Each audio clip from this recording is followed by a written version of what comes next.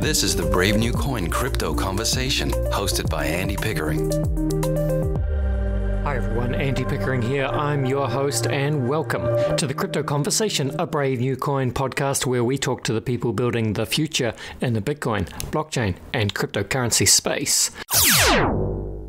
My guest today is Jonathon Miller. Jonathon is Kraken's Managing Director for Australia. Kraken, of course, is well known, a global cryptocurrency exchange, one of the originators, in fact.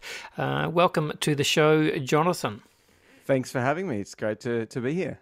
Great to have you here, Jonathon. So, let's just begin with, we'll begin with your background, and then we'll start to understand, how Kraken works in terms of its a global rollout. So you're obviously an Australian. It's good to talk to an Aussie. As a way of introduction, love to hear a little bit about your background and the lead up to what you're doing at Kraken, how you got involved in crypto, all that good stuff. Yeah, absolutely. Okay, so it goes back a little while. I was a software engineer, self-taught.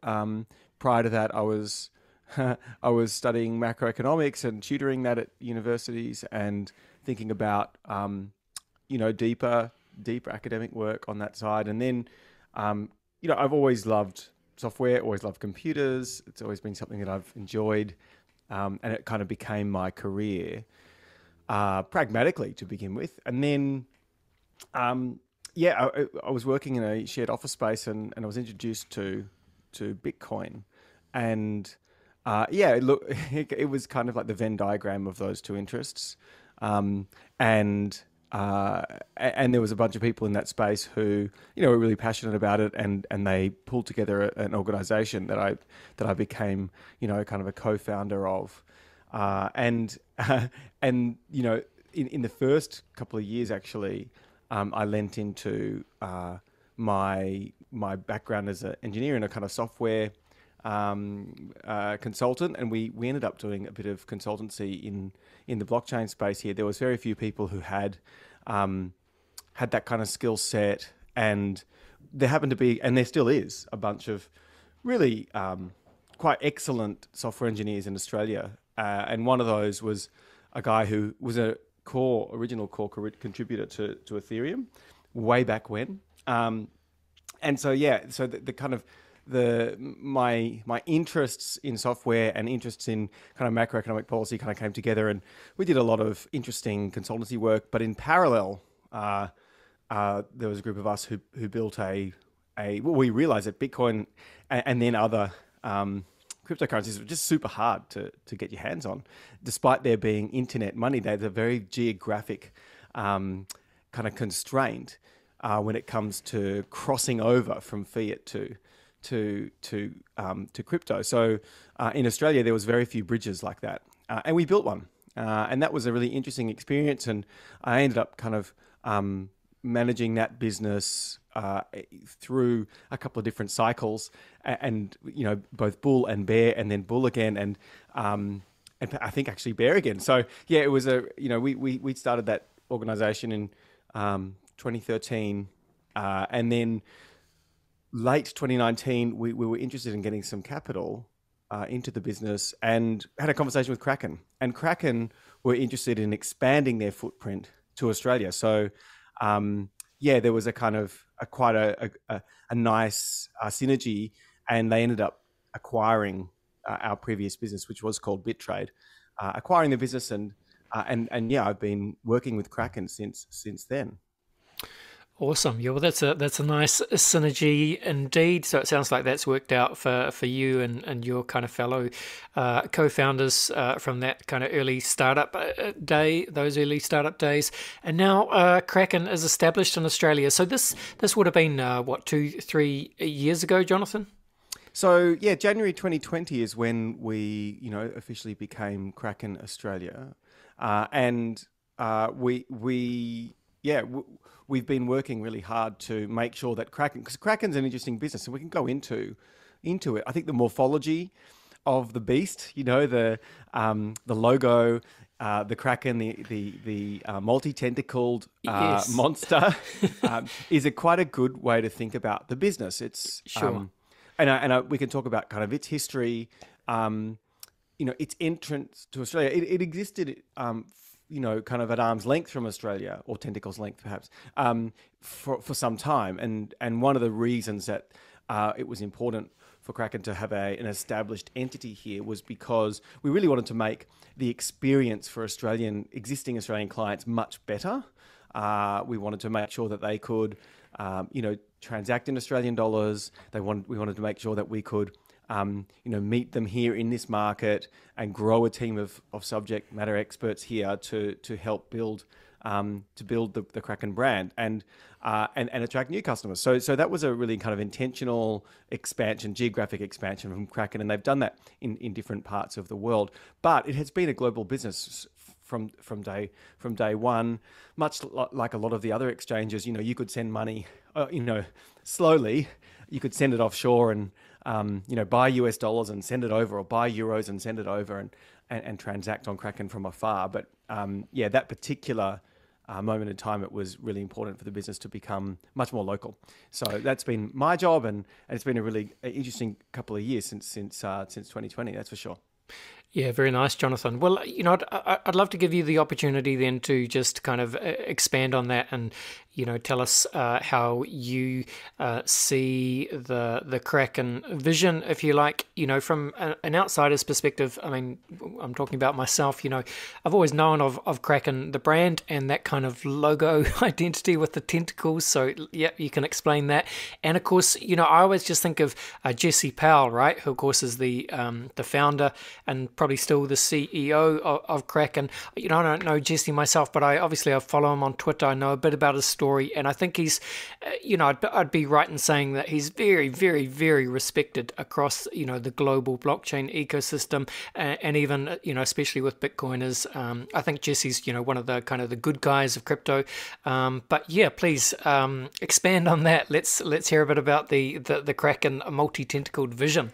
Yeah, so let's start with Jesse. I think that's a perfect starting point. So he, Jesse had a background actually in kind of digital assets marketplaces, in the kind of gaming world, and there was a natural progression then to crypto, because that's a lot of early adopters of Bitcoin in particular were people who were using it for online transactions. Its original intention kind of played out pretty early on, and there was then rapid growth in the industry. And so Jesse, set up Kraken in 2011, and it was very early then to have a crypto exchange.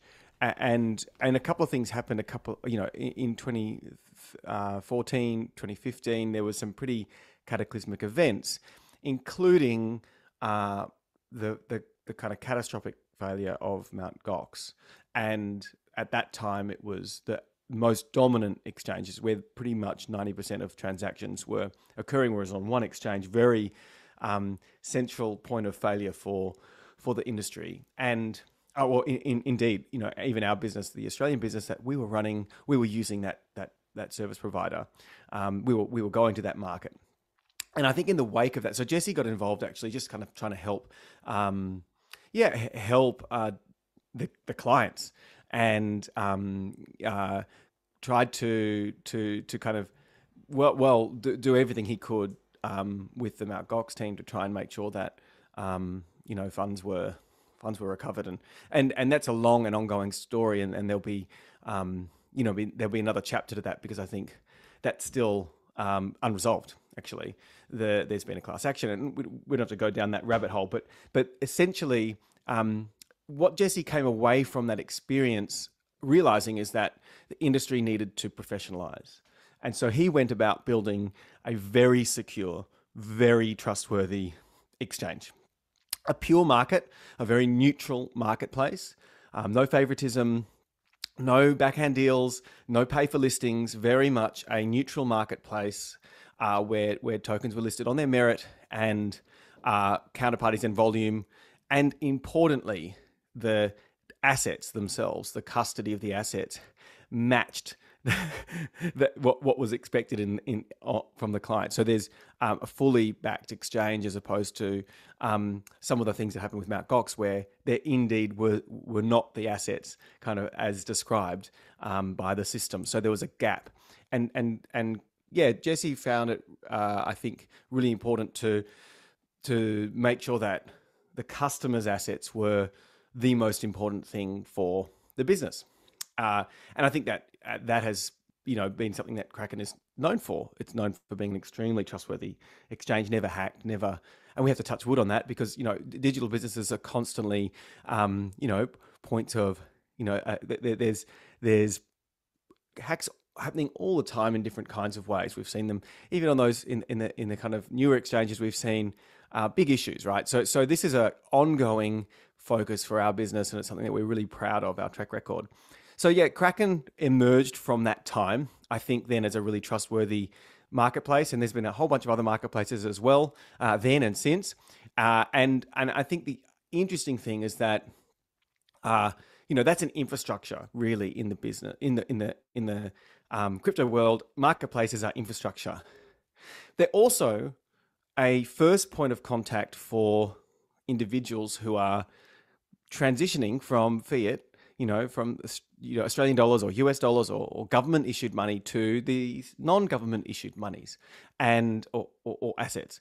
And we're really, I guess, one of the kind of first experiences that some people might have of crypto. So not only are we a kind of critical infrastructure, we're also a point of contact, a kind of personality in the life of a crypto user. So the reason I say that Kraken's an interesting beast is because over the years we have both Jesse and the team and the corporate dev team, as the business has grown, and it's grown substantially. We're now 9 million clients, and there's we can go into some of the stats later, but there's more than meets the eye though when it comes to Kraken's structure. And there's those two threads. There's the kind of infrastructure picture, which the marketplace still exists as a very important piece of infrastructure. We have extremely good liquidity and people come to us for the purpose of the market. But then there's also kind of stuff under the water that you don't really know about, tentacles that aren't necessarily seen. So we purchased a business called Crypto Facilities, I believe back in 2015, 2016, perhaps a bit later than that, actually. Excuse me if that's the wrong number. Maybe it's 2017. But the Crypto Facilities was a licensed business out of the UK. And you may have heard of this, the futures market, the Chicago Mercantile Exchange futures market, which was the first Bitcoin futures a contract. Yeah. On back at the end of 2017, I think that was. Yeah. Yes, yeah, and that contract is the price of Bitcoin that's used to, every month, essentially in that contract. Indeed, the price that's used on the Bloomberg terminals and the price that's used in pretty much every ETF that's been listed uses a particular benchmark, an index of the Bitcoin price called, made by a company called, a product called CF Benchmarks. And that's a company that's CF being Crypto Facility. So that's a Kraken company. So we have a view that stability and information, price discovery is critically important to the industry. And we provide that through that service. And so Kraken has a couple of different kind of modes, I guess, or places in the ecosystem that you might not be aware of, but that are, I think, critically important to its function. And more recently, I guess on the same kind of thread, on the infrastructure thread, we purchased in one of the bigger acquisitions to date, a company called Staked, because we believe that proof of stake networks will be critically important to the industry, to the ecosystem. And there will be extreme amount of growth in that, especially with what's happening with Ethereum. So yeah, we want to make sure that is really strong. And we purchased the biggest staking infrastructure provider in the business. And so that's like another example of the shape of Kraken, the kind of underwater shape of Kraken. And then there's the above water shape, which is more like what I've talked about when it comes to the way that we have a presence in Australia. It's about having, direct contact with markets, with geographic markets, but also the kinds of experiences that you can have. The Kraken recently released a more consumer style app. It's now just called the Kraken App. That will be innovated on over the coming years rapidly, and so there's a huge amount of stuff that we're doing at the level of the user experience that as well we think is quite critical. So quite recently we launched we built a Lightning node, and we've added Lightning payments to our platform. We're one of the first parachain auction platforms for crowd loans on Kusama and Dot. We're constantly innovating for the end user. So there's a couple of different modes there, and I think over the longer term, what we've seen is an evolution really from that starting point of a neutral marketplace into something that's a bit more kind of core to your everyday experience in crypto, and in the future, I guess what we would call Web3. And we're going to keep innovating there. Sure. So lots to come. Lots to come, and you've covered a lot of ground there as well, Jonathon. So obviously, a lot going on at Kraken. I think you mentioned that you've got somewhere in the region of 9 million user accounts around the world. Talk to us then just about what about Australia? What's the Kraken user footprint, and even I guess like team footprint. I was just talking to your colleague Connie before we started recording, Jonathon, and we were just talking about how so many crypto people, and look, it's obviously the same for tech people and lots of different industries really, but working in remote locations around the world. So you guys are obviously part of the Kraken team, but working remote in Australia. So how does that all work for Kraken and Kraken Australia? Yeah, really good question. Let's start there. I think Kraken is remote first. I've been remote first since before it was trendy, since before the pandemic and before it was kind of necessary as well. So I think what we realized as a 24/7 business, we wanted to have people supporting the business globally, and we wanted to make sure that those people were free to work from wherever they could, and also that we could attract talent from wherever we could. We didn't want to be geographically constrained by in terms of talent, and so the remote first approach to work for us is really critical. It's also a really interesting way to think about security as well. We have close to 3,000 Kraken team members now, and they are all over the globe. And I think that we do have had in the past some offices, but we've recently shut down what was our head office in San Francisco. We still have some offices, and that's important because we have a regulatory footprint. I didn't go into some of the regulatory stuff earlier, and we can definitely talk about that. We do have,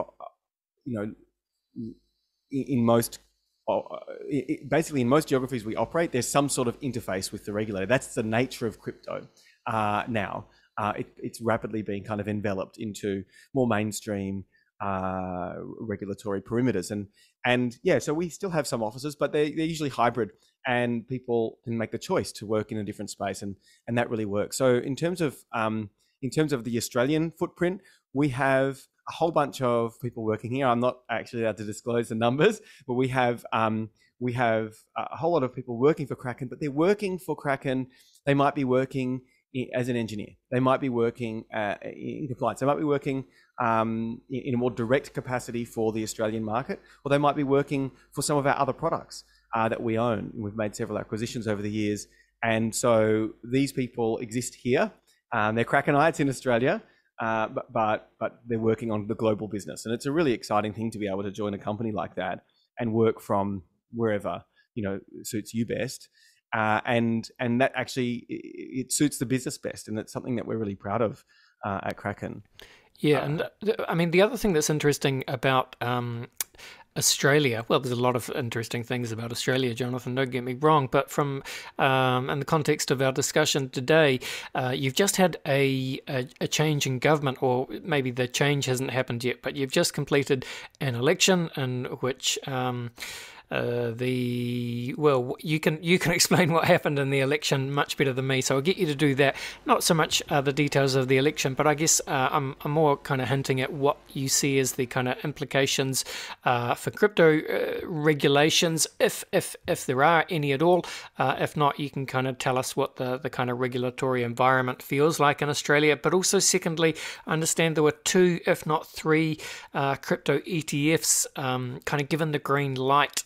Maybe 3-4 weeks ago in Australia, right at the kind of at the worst possible time. It was pretty much in the big right in the middle of the kind of the Luna Terra UST collapse, if memory serves. Is that what happened?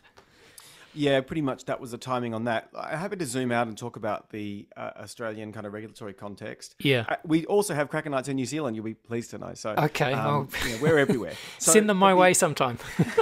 I shall do. So excuse me. So the Australian regulatory context is an interesting one. I think it's been a really liberal, open playing field here for some time, and we have, like a lot of countries, the AML, the Anti-Money Laundering and Counter-Terrorism Financing Act. That act envelops the crypto industry, and so any crypto provider, what's known as a digital currency exchange, is participant to that here, and that's the standard stuff that I think we have seen pretty much be standardized globally. The know your customer requirements, the kinds of reporting that go along with that, and that's been an important part, I think, of legitimizing relationships between crypto businesses and the existing financial industry, who are also, enveloped by that act. There has been, and I think this is true for every geography, a pretty complex relationship between crypto and existing banking. A lot of businesses were debanked, and there's been noise about that in Australia. Still, there's a bit of a gap. There remains a gap. That gap is being kind of closed, but I think that different companies have had different experiences, both here and overseas, of losing their bank accounts. And if your business is about matching people and bringing people across from one currency to another, then you do need to have those relationships so people can deposit funds into and trade on an exchange or withdraw funds. So there's I think the regulatory environment here has made that problem, the problem of crypto exchanges unable to get bank accounts, and it's pretty well documented, actually. Even at the Senate, there was a Senate inquiry here, and there was lots of different businesses explaining that this has been their experience in Australia. That has been smoothed over to a certain extent by the fact that there is now a kind of a playing field, a more level playing field when it comes to the know your customer side. However, there is guidance from the regulator here called ASIC, which is the equivalent of, say, the SEC in the US. And there's a little bit of guidance around the edges in terms of crypto products. ICOs, for example, were captured by ASIC and essentially identified as being securities. So there is guidance around ICOs, but there is then a big grey area around all this other stuff that's been happening in crypto over the last 4 or 5 years. This explosion of innovation, and I think that's a good thing.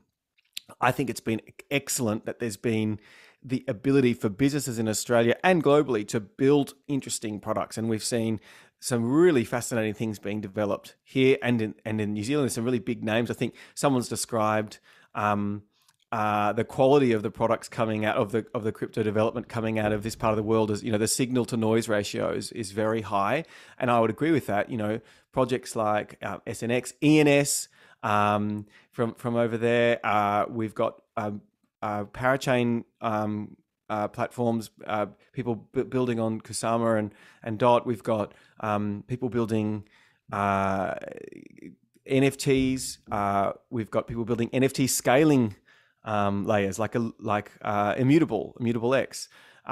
So there's all sorts of really interesting innovation happening, and I think that's because there hasn't been heavy-handed regulation. The opposite, of a place like Australia has been something like Japan, where the regulator there, and you can understand when you had a catastrophic failure like Mt. Gox, but the regulator there pretty much declared every single crypto asset a financial product, and they control the issuance of financial products to the market. The regulator is in charge. So yeah, there's a much more open playing field here. There have been calls, however, for more regulation, and there has been a Senate inquiry and a recommendation for legislation and a call for consultation around some proposed potential legislation here. I would hope that the playing field remains open and that we don't overdo it here. And I think that's really critical, not to overdo it. But I can see some of the arguments around why we might want to have a bit more clarity in some of the grey area. So that's the Aussie regulatory scene. I hope that's not too boring for some of your New Zealand listeners, but I think it's kind of interesting. This is not unusual. This is happening in Canada. This is happening in the UK. It's been happening in the US for some time. There's essentially argy-bargy debate between the industry and the regulators, and when you have these kind of catastrophic issues, it makes it a bit harder to have a non-reactive conversation because people get worried. And I think in the case of Terra and Luna, probably legitimately. But in general, I think the crypto industry, the innovation in the crypto industry, is at risk of being cramped and potentially even stamped out if there's too heavy a hand. Yeah, no, that's extremely well said, Jonathan. All right, well, look, as we start to finish off this part of the podcast, I'd love to kind of get your thoughts on how you see the exchange model kind of evolving in the years ahead, because it kind of feels like the big crypto exchanges especially are becoming, in a way, kind of, the future bank, right? So if that is, and I mean that in a positive way, not in a negative way, but how do you guys think about this, in the years to come? Really interesting. Kraken has a depository license in the US. You could call it a banking. It is actually a banking license, but it's a particular type. It doesn't allow for rehypothecation. It doesn't allow for, essentially requires the institution to have the funds in their account to match the deposits in their account, matching any custody of assets. So, and that's a philosophy that Kraken has. Kind of deep at its core is one-to-one custody, and I think that that's very different to how the modern banking system operates, which is a system of credit, and so I think you're right. Perhaps when you talk about crypto businesses being potentially new banking infrastructure, because if the philosophy is more about one-to-one, then I think it's potentially potentially less volatile. Hard to say that right now when it comes to the speculative nature of a lot of the crypto assets, but in terms of the philosophy, I think there's a really interesting potential there. So the big exchanges at the moment, Kraken, for example, this was a recent audit, a public audit of our custody reserves. We did a programmatic audit, so any Kraken user can actually prove, as a proof of reserves audit, can take a hash of their account and place it into an auditor's platform, and we used Merkle Tree to prove that we have the assets of that client in our cold storage. So we have close to 19 billion worth of Bitcoin. And that's just on the Bitcoin side, under custody. So that's I would say that we're one of the larger businesses in the space accordingly. And there is an interesting shift that's happened. So, I mentioned earlier that Kraken started as a very neutral marketplace, and we remain a neutral marketplace. However, as crypto moves from early experimentation days to more deployment and adoption of deployed infrastructure. And I think NFTs are an interesting example of this, and we will be releasing a NFT marketplace. We made that public recently. So there'll be an NFT marketplace for us, but there'll be more than just a marketplace. We're looking about how we can ensure that the experience of owning NFTs in all their different forms, not just profile pics, but all the different possible forms, will be meaningful for a user through us. But the reason I bring that up is because we're seeing adoption now of technologies or of products that use crypto as the backbone.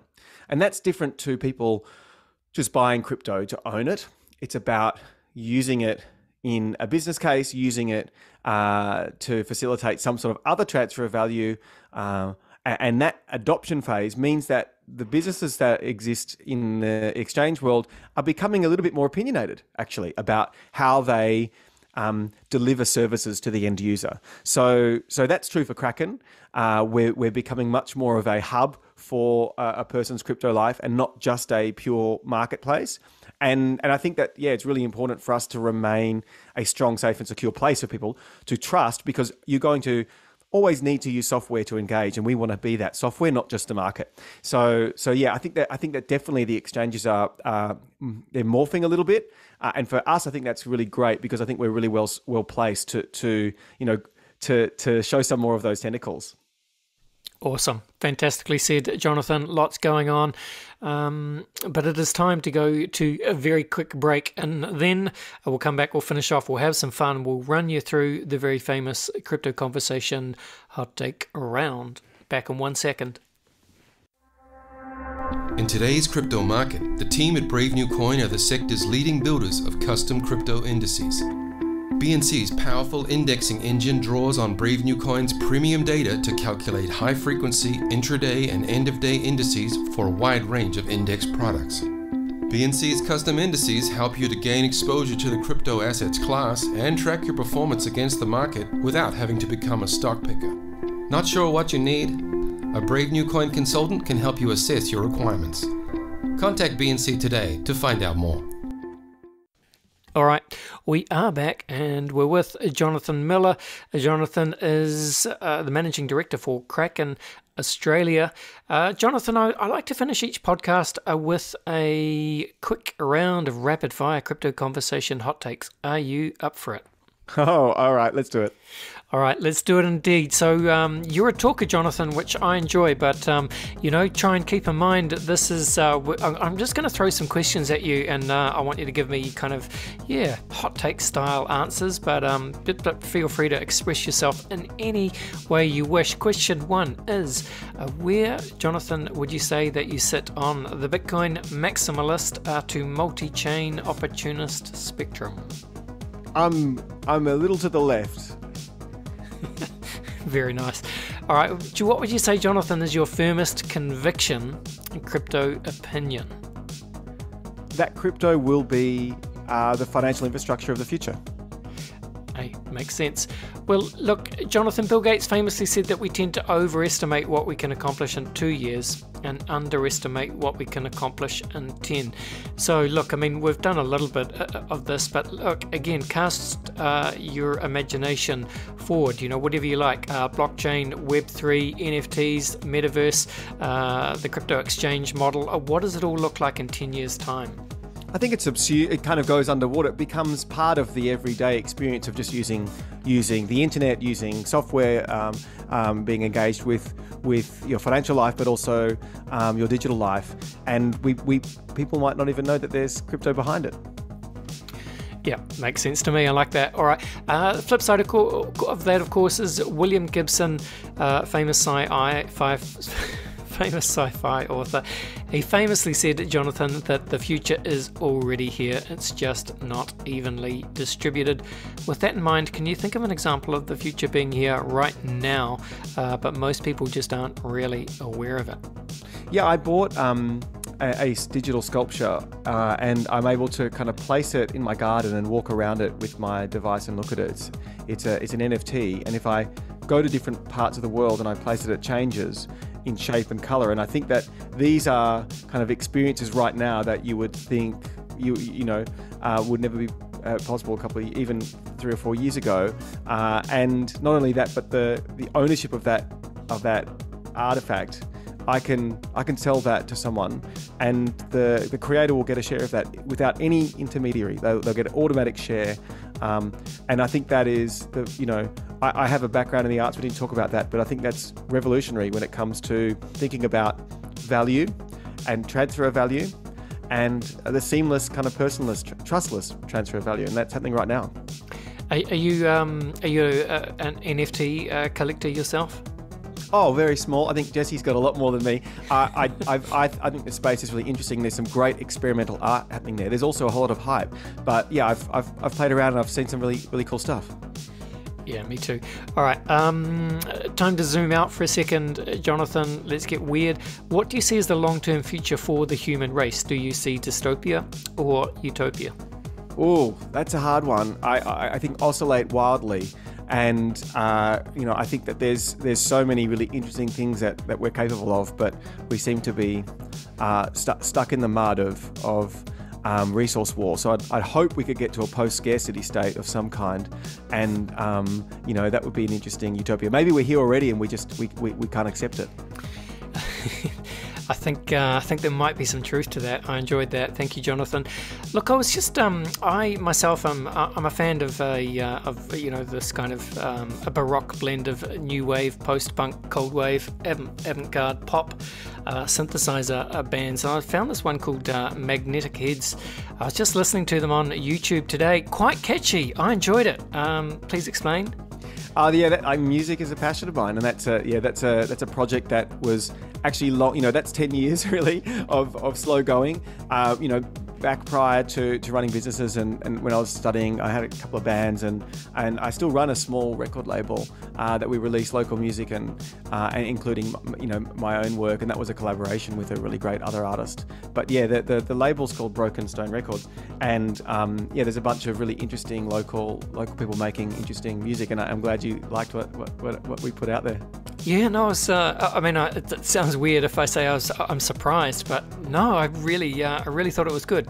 Very catchy, very melodic, but great grooves as well. And I see, you kind of said for fans of for David Byrne and the Talk, the Smiths, so it's maybe showing my age slightly, but there's a definite genre choice there.